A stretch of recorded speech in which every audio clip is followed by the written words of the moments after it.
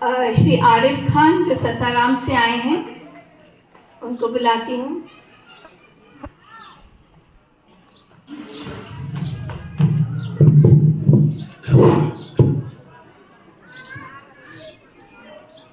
आज आदिलाबाद के इस ऐतिहासिक धरती पर स्वर्गीय मिर्जा अशफाक बेग के श्रद्धांजलि सभा एवं चहल्लुम के मौके पर आदिलाबाद ही नहीं, मोहम्मदाबाद ही नहीं, पूरे गाजीपुर जिला से उनके आस्था, प्रेम और स्नेह के रूप में यहाँ उपस्थित पूर्व सांसद महोदय और हमारे गणमान्य व्यक्ति, माताएं एवं बहनों, मित्रों, मिर्जा अशफाक बेग के निधन पर मैं इतना कहना चाहूंगा कि मिटा है जिस्म मिट्टी का, मिटा है जिस्म मिट्टी का, अभी भी नाम बाकी है। मिटा है जिस्म मिट्टी का, अभी भी नाम बाकी है। हुआ है दफन एक दरवेश, उसका काम बाकी है। हुआ है दफन एक दरवेश, उसका काम बाकी है। तो मित्रों, हमारे पूर्व के वक्ताओं ने बहुत सारी बातें आप लोगों के बीच उनके जीवन शैली, उनके जीवन चर्चा की आपने की। मैं मित्रों बताना चाहता हूं कि 8 जनवरी को जिस दिन उनका देहांत हुआ, उस दिन मैं कलकत्ता में था। शाम करीब 8:30-9 बजे मुझे मालूम हुआ कि वो अब इस दुनिया में हम लोगों को से छोड़ के चले गए हैं। बहुत अफसोस हुआ हम लोगों को। और जैसे ही इनके निधन की सूचना आदिलाबाद और दीगर गांवों में पहुंची, एक शोक सा माहौल पैदा हो गया। क्योंकि आज जब हम यहाँ उपस्थित हैं और जो उनके विचारों की चर्चा जब हो रही है, तो मुझे ये लग रहा है कि कहीं ना कहीं वो इंसान जो आज हमारे बीच नहीं है, एक मानवता के प्रतीक थे, मोहसिन इंसानियत थे वो, और सभी के दिलों की धड़कन थे। क्योंकि उनका हमेशा, मैं जब भी आता था उनके पास बैठता था, तो मैं देखता था कि गांव के चाहे वो किसी जाति और धर्म के लोग हैं, वो सबसे ज्यादा जो समाज की अंतिम पंक्ति में बैठने वाले लोग हैं, उनके सुख दुख की ज्यादा चिंता करते थे। और कभी भी इस इलाके में अमन और शांति में कोई रुकावट आने को होती थी, तो वो अमन का झंडा लेकर के समाज के बीच आते थे और पैगाम देते थे। उनका ये विचार था, वो कहते थे कि न तेरा है न मेरा है, ये हिंदुस्तान सबका है। मिर्जा अशफाक बेग की विचारधारा थी कि वो कहते थे कि न तेरा है न मेरा है, ये हिंदुस्तान सबका है। और नहीं सोची गई ये बात तो नुकसान सबका है, नहीं समझी गई ये बात तो नुकसान सबका है। जो इसमें मिल गई नदियां वो दिखलाई नहीं देती, जो इसमें मिल गई नदियां वो दिखलाई नहीं देती, महासागर बनाने में मगर एहसान सबका है। तो यदि हम उनके पद चिन्हों पर चलेंगे, तभी सच्ची श्रद्धांजलि हम उन्हें अर्पित करेंगे। अन्यथा सिर्फ हम वाणी का, बातों का, शब्दों का उच्चारण करके अपने आप को यहाँ दिखा के हम चले जाएंगे कि उनके अच्छे मतलब भक्त हैं, लेकिन मैं तभी उनके प्रति सच्ची श्रद्धांजलि मानूंगा कि जिन उनके विचारों को, जिन सपनों को, जिन कामों को उन्होंने इस धरती पर छोड़ दिया है, उस कड़ी को हम आगे बढ़ाएंगे, तब हमारी श्रद्धांजलि वास्तव में उनके प्रति श्रद्धांजलि होगी। इसी तरह अब मैं यहाँ सारे उपस्थित लोगों का दिल की गहराइयों से हार्दिक स्वागत, अभिनंदन करते हुए, और लोग वक्ता बहुत सारे हैं इसलिए अपनी बात समाप्त करता हूँ। जय हिंद, जय भारत।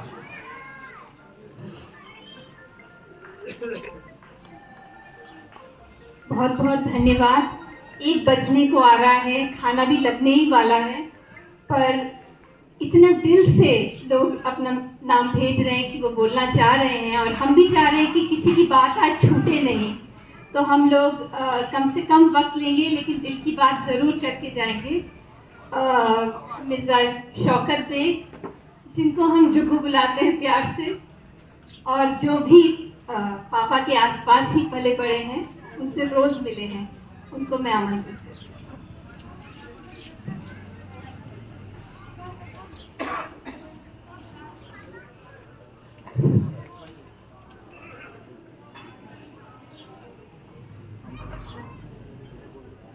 हाथी से ले ले, श्रद्धांजलि सभा की अध्यक्षता कर रहे अध्यक्ष महोदय पूर्व सांसद जगदीश कुशवाहा जी और यहाँ पर मौजूद सभी बुजुर्ग दोस्त, बहुत देर से मिर्जा साहब के चरित्र और उनके विचारों पे बातें हो रही हैं। बहुत से विद्वानों ने, वक्ताओं ने बहुत सी चीज़ें बताई। क्योंकि वो मेरे मामू लगते थे और मैं बचपन से उन्हें देखा, उनके पास रहा। एक वाकया बताना चाहते हैं, कितना वो समाज के प्रति समर्पित थे। वो हमेशा जब भी बैठते थे तो सिर्फ समाज के बारे में सोचा करते थे। कहते थे कि जो तुमसे बन पड़े लोगों की मदद करो। एक बार उन्हें दिल्ली जाना था, अक्सर रिजर्वेशन कराते थे, मैं करा देता था। कहते थे मैं निकला, सुबह का टाइम था, यहीं बैठते थे पर डे, और काफ़ी पुरानी बात है। उन्होंने मुझसे कहा कि जाओ देखो घर में तुम्हारी ममानी बुला रही है। मैं गया, उन्होंने कहा कि अरे जाना है तुम्हारे भैया के यहाँ दिल्ली, 2 रिजर्वेशन करा दो। मैंने कहा दीजिए, तो नाम वगैरह लिखा और कहा कि एसी में करा देना। तो मैं निकल रहा था, इसी दालान में अभी मैं अंदर ही था, तब तक मामू उठ करके पहुँच गए और फिर हमें वापस अंदर ले गए। पूछा उन्होंने क्या कहा, हमने कहा मामू रिजर्वेशन के लिए कहा है, एसी में दो। उन्होंने कहा नहीं, एसी में नहीं, स्लीपर में कराना। तो हमने कहा ममानी ने तो एसी में कहा है कराने के लिए। तो उन्होंने कहा नहीं, स्लीपर में कराना। फिर ममानी ने कहा कि क्यों, एसी में क्यों नहीं कराएंगे? तो उन्होंने कहा कि जब हम स्लीपर में जा सकते हैं तो एसी में क्यों कराएं? तो उन्होंने कहा कि मैंने आपसे पैसा नहीं मांगा, अफजल ने पैसा भेजा है और उनके पैसे का रिजर्वेशन करा रहे हैं। तो उन्होंने कहा कि मैं चुपचाप बैठ के सुन रहा हूँ, दोनों लोग में हुड़तुज हो रही है। तो उन्होंने कहा कि अच्छी बात है, अफजल ने पैसा भेजा है तो स्लीपर में हम लोग जा सकते हैं, उस पैसे को आप रख लीजिए जो बचेगा। और हो सकता है कि कोई ज़रूरतमंद मरीज या किसी के बिटिया की शादी हो या कोई ऐसा बच्चा आ जाए जिसकी फीस न जमा होती हो और उसकी तालीम रुकती हो, तो आप उसे दे दीजिएगा, मुझसे भी उसमें मांग करके मिला लीजिएगा। तो इस तरह की सोच रखते थे और वो बजिद हो गए, कहे कि नहीं हम स्लीपर में कराना। तो ये सोच थी उनकी समाज के प्रति। तो बहुत कुछ ना कहते हुए हम यहीं पर अपनी बातों को रोकते हैं। जय हिंद, जय भारत।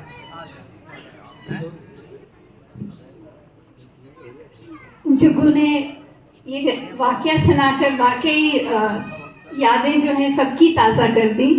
इस तरह की बात हम पापा से अक्सर सुनते थे और इसी से याद आता है कि वो बड़ा छोटा, अपने आप को बहुत महान समझना, ये सब बातें उनमें बिल्कुल नहीं थी।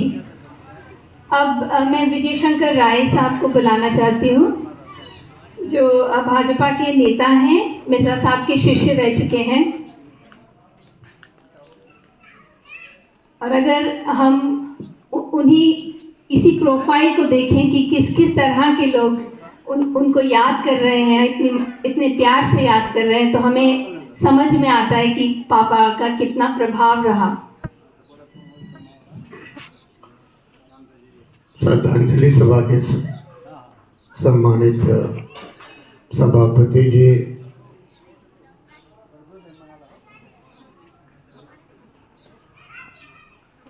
स्वर्गीय विवेक साहब, इस श्रद्धांजलि सभा में उपस्थित और सांसद जगदीश जी कुशवाहा, बड़े भाई एडवोकेट शेषनाथ राय जी समेत सबको इस बात के लिए धन्यवाद देना चाहता हूं कि आज़ादी के बाद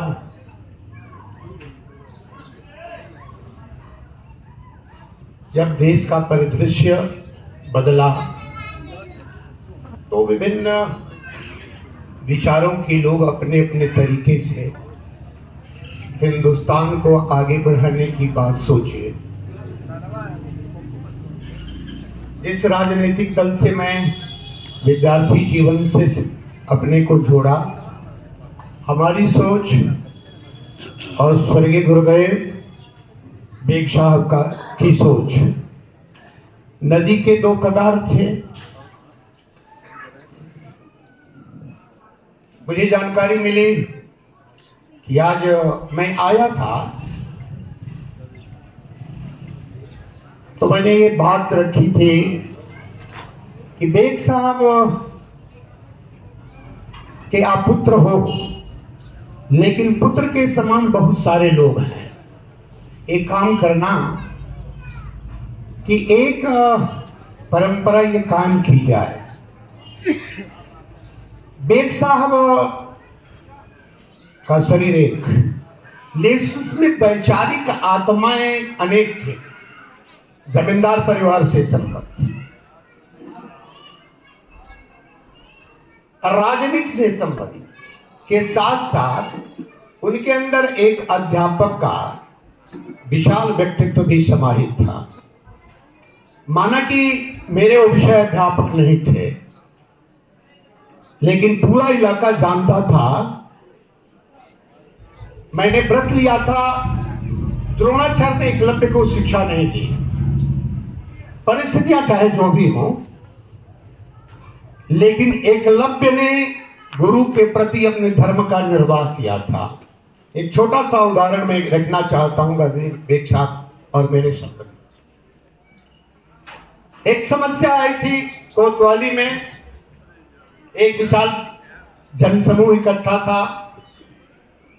प्रशासन, गाजीपुर के प्रशासन ने, जिलाधिकारी ने कहा कि आप रहेंगे तो समस्या के संदर्भ में निपटारा होगा। पुलिस अधीक्षक ने यह बात कही। मैंने कहा मैं 5 बजे पहुंचूंगा। प्रशासन अधिकारियों के 2 प्रतिनिधि, AK मिश्रा पहले यहां के SP, एडिशनल SP बनकर आए थे, ब्रह्मानंद जी ADM थे। मैं आया, 5 बजे पहुंचा तो पहला काम जो मैं हमेशा करता रहा, अपने अध्यापक का चरण स्पर्श करना। मैं जैसे ही मिर्जा साहब का चरण स्पर्श कर रहा था और सीधा हुआ तो मिश्रा जी ने कहा कि अरे गुरुजी, आप मिर्जा साहब का पैर छू रहे, ये तो आपकी बड़ी शिकायत कर रहे थे। मैंने कहा सुनो, आप एडिशनल SP हो। गुरु क्या करता है, मिर्जा साहब मेरे बारे में क्या सोचते हैं, यह उनका दायित्व। मेरे निगाह में तो मैं इनका एकलव्य हूं। अंगूठा उसने दान किया, यदि आवश्यकता पड़ेगी तो मिर्जा साहब के लिए मैं सर कलम भी करा सकता हूं। मिर्जा साहब ने कहा विजय शंकर, तुमको विश्वास है क्या? हमने कहा गुरुदेव आप क्यों बीच में बोलते हैं? यह एक दीवार जो आपके और हमारे बीच में खड़ा करने की कोशिश की जा रही है। आपको इस बात का फक्र होना चाहिए कि मैं और आप गुरु और शिष्य हैं। अकेला पूरा सरहद जानता है। किसी के यहां कोई सुख कोई दुख, मिर्जा साहब हाजिर। केवल इतना ही नहीं था, मैं तो ये कहना चाहता हूं कि मिर्जा साहब चलते फिरते हर फिरके के सभा के स्वयंभू अध्यक्ष थे। स्वयंभू। अब विचार कर लो, चाहे किसी प्रकार का आयोजन हो, मिर्जा साहब जाएंगे तो अध्यक्ष मिर्जा साहब ही बनेंगे। ये सामान्य बात है क्या? असामान्य। जब वृद्धावस्था उनके ऊपर हावी हुई, चला नहीं जा रहा था। एक मेरे भतीजे की मृत्यु हो गई, उनको जानकारी मिली, वो जाने की स्थिति में नहीं थे। मेरे गांव गए।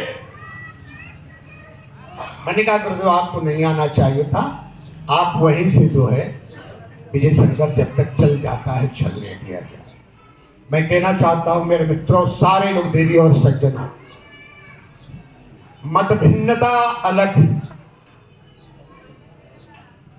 मतभेद अलग, लेकिन मनभेद उनका किसी से नहीं था। राजनीतिक मतभेद, कोई और बात का मतभेद तो हो सकता है, लेकिन किसी व्यक्ति से उनका कभी मनभेद नहीं हुआ।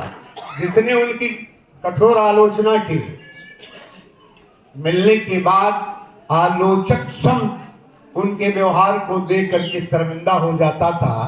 यह कितना बड़ा हाड़ मांस का यह व्यक्ति जो है, भगवान को तो हमने देखा नहीं, लगातार प्रयास किया कि एक बार भगवान से बात हो जाए। मैं पूछा करता था अपने पिता माता से, अपने अध्यापकों से भी पूछा, आपने ऊपर वाले को देखा है क्या? एक इंसान नहीं मिला जो कहा कि मैंने देखा। हाँ, लोगों ने कहा हाँ, भगवान होता है, ऊपर वाला होता है, खुदा होता है। ये बड़ी मेरे मन में एक बात थी कि आखिर भगवान नहीं होता, फिर भगवान के नाम पर हम तरह तरह के काम करते हैं। अचानक एक दिन मेरे मन ने मुझको कहा, करे भगवान रोज तुम देखते हो? मैंने कहा देखता हूं और मुझे मालूम नहीं। मेरे मन ने कहा नहीं, भगवान एक होता है सब सारे जीवों को, चाहे मनुष्य योनि में पैदा हो, चाहे पशु योनि में पैदा हो, सारे योनि में पैदा हुआ, भेजता तो वही है। और एक अपने और इस दुनिया में आने के बीच में एक मुकाम, एक स्थान तय कर दिया है। जीव जंतु से लेकर कीट पतंगे से लेकर पशु पक्षी से लेकर इंसान से लेकर अपने प्रतिरूप के रूप में हर घर में, चाहे झोपड़ी हो चाहे महल हो, हर घर में एक माता के रूप में अपना प्रतिनिधि अल्लाह ने, खुदा ने, भगवान ने भेजने का काम किया। अम्मा के गर्भ से पैदा होने वाला चींटी भी अपने बच्चे को, अपने खून को दूध में तब्दील करके उसकी प्राण की रक्षा करती। इसीलिए कहा गया हमारे यहां कि भाई खुदा तो बहुत बड़ा है, हमने देखा नहीं है, एहसास का विषय है ये, कौन किसको मानता है उसका निजी मैटर है। लेकिन अध्यापक तो एक बड़ी शख्सियत होती है। जिस विद्यालय में मिर्जा साहब पढ़ते थे, मैं वहां 9th क्लास में आया और बड़े नेक इंसान और विद्वान इंसान थे, कमरुल हसन साहब। लेकिन विद्यालय में जो अनुशासन होना चाहिए नहीं हुआ। लेकिन मिर्जा साहब कैंपस में जैसे ही साइकिल से उतरते थे तो कुछ अनुशासन स्वतः, वो किसी को डांटते नहीं थे। उनका व्यक्तित्व इतना आकर्षक था। तो यहां लंबा भाषण करने की आवश्यकता नहीं, मैं अस्वस्थ था, फिर भी मैंने कहा गुरुदेव, जाते वक्त बिना बताए आप चले गए, लेकिन हम आपका पीछा नहीं छोड़ेंगे। चाहे वो हिंदू दिवाली मनाता हो अपने अपने तरीके से, इस्लाम के अनुयायी ईद मनाते हो, लेकिन तुम्हारे इस शिक्षक के बारे में पूछा जाएगा तुम क्या करोगे विजय शंकर, तो मैं इस महफिल में कह देना चाहता हूं, गालिब ने कहा था हमें दुनिया के ईदों से भला क्या वास्ता गालिब, हमें दुनिया के ईदों से भला क्या वास्ता गालिब। मेरा मिर्जा अशफाक बेग साहब दीक्षा इस शंकर की दिवाली हो जाए। इन्हें शब्दों के साथ अपने गुरु दिवंगत मिर्जा साहब को अपनी श्रद्धांजलि सुमित के साथ देता हूं कि उनके उत्तराधिकारी उस परंपरा का बड़ी शिद्दत के साथ अनुकरण करेंगे और यह हर साल उनकी स्मृतियों को हम सभी लोग मिलकर ताजा करेंगे। बहुत बहुत धन्यवाद।